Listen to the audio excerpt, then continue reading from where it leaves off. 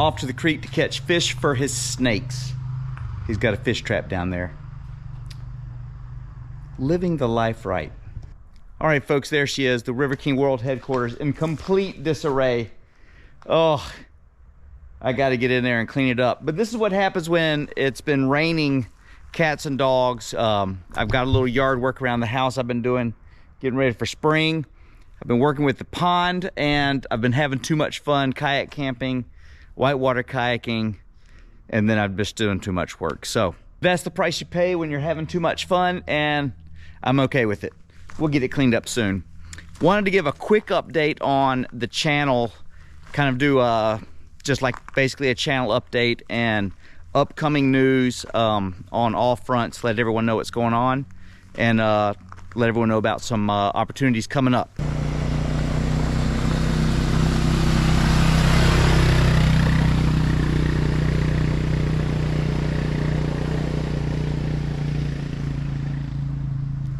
Now he's off. What he's got to do is when it gets real cold like this, the fish retreat to deeper water. So he's got to go from the small creek at the front of the property down to the big creek down the other way. So he'll be heading out that way. You kind of see him through the woods there, maybe. We've got a trail that runs out down to the big creek, out that ridge. Some good hammock camping up in there. All right, folks, to start with the big news. Oh, there's water in the pond. Would you look at that? Beautiful. It's about 10 feet deep at that standpipe. It's probably close to 80 yards long and about 50 yards wide, and 10 feet deep, and just about maybe 10 inches to a foot from the top of the standpipe. Finally holding water. I put a polymer product in there, and it is doing amazing things. As soon as I put it in, it stopped leaching water whatsoever. So as the water fills up, I put a little more in around the banks. I just did that today, and from the initial rain inflow we had a couple weeks ago, it's come down about 1.5 inches, which is normal because it absorbs into the ground that hadn't been saturated. And then I put the polymer on, and it kind of seals up any cracks or leaks. So yeah, there she is. Finally have water in there. Gonna get another foot of water so it'll be full. Then we'll go back and I'm gonna dress up the banks in those areas to kind of mitigate the erosion. And then once the erosion stops, we'll have water starting to clear up and settle in a little bit. But yeah, we're grassed in most of the way. Got a little bit more grass around the inside edges to do, but it's taken off. Definitely the biggest part is going to be over there. We're kind of probably rework that just a little bit, and then maybe rip wrap the inflow, because this is pretty much a waterfall when the rain's coming.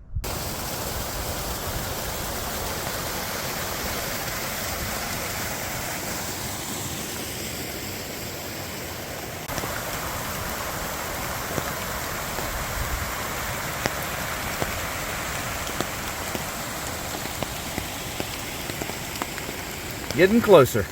So yeah, that's the first big news. I got my pond, so I'm excited, but more so than me, my wife's excited. She's the one who wanted the pond, really. So to be honest with you, I was totally content with just having woods, not having a pond. But when the boss says she wants a pond she shall have. A pond she shall have. It's hard to say. Number 2 on the list, Wilson Creek Go Fast Day. It's something I like to do every year. It's a great time. And we've been making a weekend out of it this last couple years. And basically February 3rd is the Go Fast Day. And we all get out there, pros, beaters, and everywhere in between, just sending a lap in memory of Amy Begg, and try to go as fast as you can. It's kind of the gist of it. And it is just a good time. The atmosphere is great. If you've never raced before, it's a perfect intro. It's not really a race, it's a Go Fast Day, and we're all going as fast as we can. If you're interested in participating in the Go Fast Day, there's a link in the description. Details everything you need to know about the day. The Brown Mountain Beach Resort is once again hosting, and this is the key to make this whole thing awesome. Basically the run ends there at the resort, and there's a beach to get out on. And if you watch this video over here, you can see last year where the resort beach is and where all the races were ending.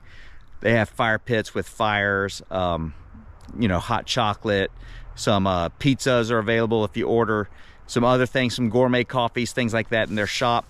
And then more importantly, they have yurts to rent, they have cabins to rent, and as far as I believe, at the making of this video, there were 5 accommodations left to be able to be rented, and they're all going fast, and then the whole thing's full. So if you want to come for the weekend, I highly recommend it. All the yurts are awesome. They're riverside. They have hot tubs, little private decks, kitchens, fridges, beds, lofts, and some of them if you get a big one.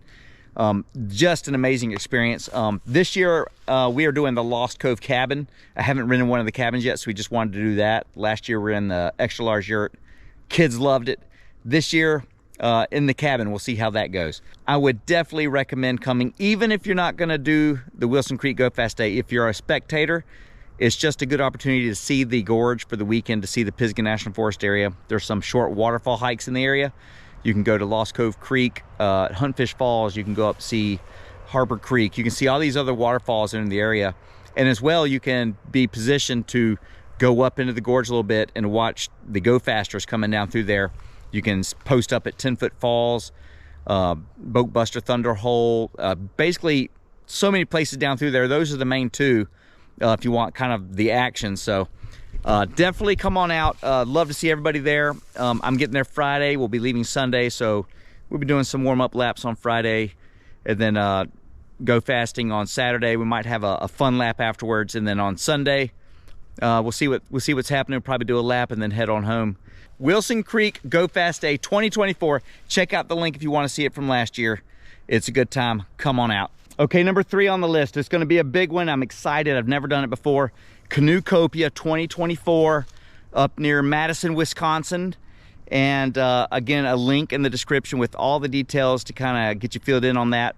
March 8th through 10th at the convention center up there. I'm speaking Saturday morning at 10:30 to 11:15 or something like that on basically all about getting into whitewater kayaking. And I've never been to a Canoe Copia. So I don't totally know what to expect. I've seen some videos. It looks like an awesome time. I think the capacity for the room is 232, if I read it right. So I don't know if there's going to be 232 people or just the 4 of us that are coming with me. So I got Austin, I got Kevin, and I got River King Brian heading up that way. Got a little entourage of River Kingers. We will have some hats for sale, and of course some stickers, and maybe a beanie or 2. But we're not doing a booth or anything like that. We're just gonna walk around, see all there is to see, and meet as many people as possible. So if you're gonna be in the area, look for us. We'll be in the River King swag. I'm sure you'll be able to find us there. Love to see you wherever I'm speaking. I think the Algonquin room, I think is what it is. And 10:30 on Saturday morning. That is subject to change a little bit, but that's where they have me slated right now. Canoe Copia 2024, super excited. Yeah, it's gonna be fun. Item number 4, I've got a big collab going on in Michigan sometime in, maybe sometime in spring. We're not 100% sure. Haven't worked out the finer details yet, but I'll be flying up into Detroit area. And then I'm gonna keep it a surprise for now, but I'm super excited about this one. It's gonna be fun. I've kind of known this person for years, but we've never actually met in person, and going to go do a little podcast and then maybe a trip together. So be looking for that late spring. There's also a couple of other bigger trips that I'm really excited about that haven't been nailed down yet. So kind of keeping those on the down low as well. And then in between, it's going to be tons of whitewater kayaking and kayak camping and everything else for fun. So we got a lot on the table this year. This guy right here. Yeah, boy. That's how kids are supposed to grow up. He's living his best life. It's fun to see him motor around on this place. Almost forgot, we are going to do another members trip this year. If you're interested in going on that, of course you got to be a member, and the members will get all the updates. But I've started putting out some feelers about how we want to do that this year. Do we want to do the new again? Do we want to have a base camp option where we run and do day trips? or do we want to try somewhere completely new? A lot to think about. So if you want to go on that, look for that in the community posts and give me some feedback. And if you want to be on the members trip, make sure you're a member, and then you'll get all the updates for that. We had a great time, looking to do that again. So that's going to be probably late summer. I'll try to nail it down a little earlier this year than I did last year.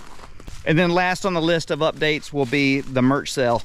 This is going to happen in late April, early May, sometime in there. So if you didn't get to order your merch at Thanksgiving, late spring's when we'll run the whole show again. I'll only open it twice a year, mostly because it's a pretty big deal, and I think if I can consolidate that block of effort into twice a year, it kind of works better for me versus always having stuff available. Then I would always be wrangling up orders and mailing them and shipping them and all that good stuff.